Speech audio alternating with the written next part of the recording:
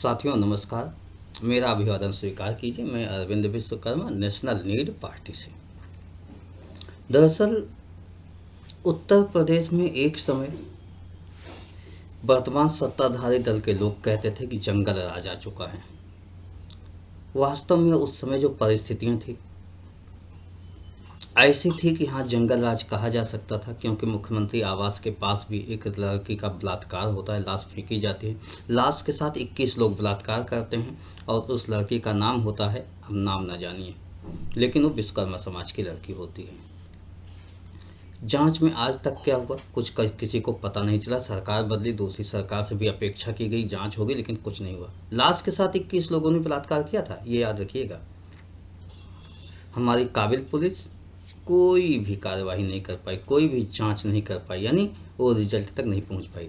इस समय परिस्थितियां कमोवेश यही हैं। धर्म के आधार पर जब कोई चुनाव लड़ता है तो निश्चित ही उसमें बंटवारे का एक मन में, अंतःकरण में एक होता है कि हम बांट कर काम अपना चला लेंगे। जो पहले ही कहता है मुझे 20 नहीं 80 का वोट चाहिए, निश्चित ही वो जब सत्ता में पहुंचेगा तो 80 के लिए नहीं, कुछ के लिए ही काम करेगा। अगर आप पुलिस थानों में देखिए, एसपी देखिए और डीएम देखिए, तमाम विभागों के मुखिया देखिए, तो आपको पता चल जाएगा कि सरकार किसकी है, कैसी चल रही है। अभी आप देख रहे हो लगातार हत्याकांड हो रहा है, बलात्कार हो रहा है यूपी में, ये थमने का नाम नहीं ले रहा है। सरकार अंकुश नहीं लगा पा रही। सुल्तानपुर में जमीन विवाद को लेकर हत्या होती है, देवरिया में जमीन विवाद को लेकर हत्या होती है, और अब कानपुर देहात में विश्वकर्मा बंधुओं की हत्या हो जाती है। तो इस तरीके से हत्याएं अनवरत जारी हैं। कहने को राम राज कह दें या जंगल राज कह दें, कोई भी राज कह दें, लेकिन मैं ये कहता हूँ कानून संवत राज नहीं चल रहा है। मतलब कानून जिस तरीके से राज चाहता उस तरीके से नहीं चल रहा है। सभी धर्मों, सभी जातियों, सभी लोगों, सभी क्षेत्रों के लोगों का प्रतिनिधित्व ना है, ना उस तरीके से चल रहा है। ये तो मन मर्जी से चल रहा है, यानी निरंकुश सरकार चल रही है। ऐसी सरकार को मुखार फेंकने का समय आ चुका। मैं सरकार के मुखिया से यही कहना चाहूँगा कि अगर जनता नहीं आपको उखाड़ कर फेंक रही है, अभी चुनाव दूर है, आप में थोड़ा स्वाभिमान हो, कर्तव्य परायण हो, समाज सेवा हो, अगर इस सबका भान हो, मान हो, तो देखिए कि आप कुछ कर नहीं पा रहे हो, आप अंकुश नहीं लगा पा रहे हो। वो अलग चीज है। रैलियों में आप हुंकार भरते हो, जाति धर्म के नाम पर आप भेदभाव करते हो, लेकिन सच ये है कि आप अंकुश नहीं लगा पा रहे हो। ये तो बहुत बड़ी घटनाएं हुई, हत्याकांड। मैं बताता हूँ कि IGRS यानी गवर्नमेंट के पोर्टल पर अगर कोई शिकायत की जाए तो उसकी जांच रिपोर्ट सर्वथा गलत आती है। 100 में 90 लोग मिलेंगे जो कहेंगे मैं अपनी जांच रिपोर्ट से संतुष्ट नहीं हूँ। लगातार रिपोर्टें गलत होती जाती हैं, गलत होती जाती हैं, लोग संतुष्ट नहीं होते।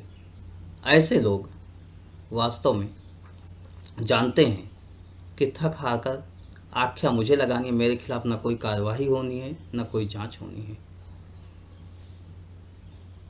सरकार कुछ भी करने में सफल नहीं हो पा रही है। उसका सुशासन कायम करने पर ध्यान नहीं रहता है कि सभी का शासन हो, सभी के हित में हो।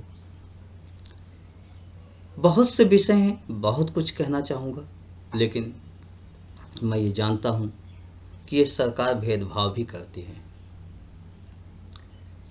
सुल्तानपुर, देवरिया और अब कानपुर देहात, जो भी हत्याएं हुई, अगर देखा जाए तो कानपुर देहात की हत्या में एक पक्ष निहायत गरीब और दूसरा निहायत मजबूत, ये अंतर था।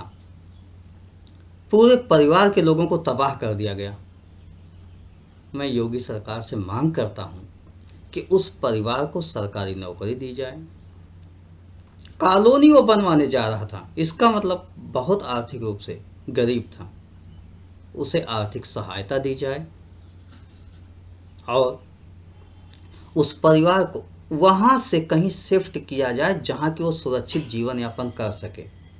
क्योंकि आप सुरक्षा की गारंटी तो दे ही नहीं सकते हो, आपकी सुरक्षा पर विश्वास कैसा। पुलिस आपकी सेवा में तत्पर, 24 घंटे सेवा में तत्पर, लेकिन कहीं नहीं तत्पर होती। मामले को अलग रुख देने की कोशिश ना की जाए। मामला ज़मीन के विवाद का है तो उसे ज़मीन के विवाद का ही रहने दिया जाए, लेकिन सरकार अपनी जिम्मेदारी तय करे। वो ये कहती तो है ज़मीन के विवाद में कहीं कुछ हुआ तो तहसीलदार जिम्मेदार होंगे। अरे तहसीलदार क्यों, डीएम क्यों नहीं, ज़िले की बात होती। और प्रदेश के मुखिया क्यों नहीं, क्योंकि प्रदेश के मुखिया की ही तो जिम्मेदारी होती है कि प्रदेश में सब अमन चैन से रहें, सब सुकून से रहें। मैं योगी जी से मांग करता हूँ कि अब बहुत हो चुका, जनता आपको बहुत झेल चुकी, आपके बस का कुछ नहीं, आप रिजाइन कर दीजिए, इस्तीफ़ा दे दीजिए, क्योंकि मैं नहीं चाहता हूँ देवरिया, सुल्तानपुर और कानपुर की घटना फिर से रिपीट हो। योगी जी से मांग करता हूँ कि वो रिजाइन करें, अपना इस्तीफ़ा दे दें।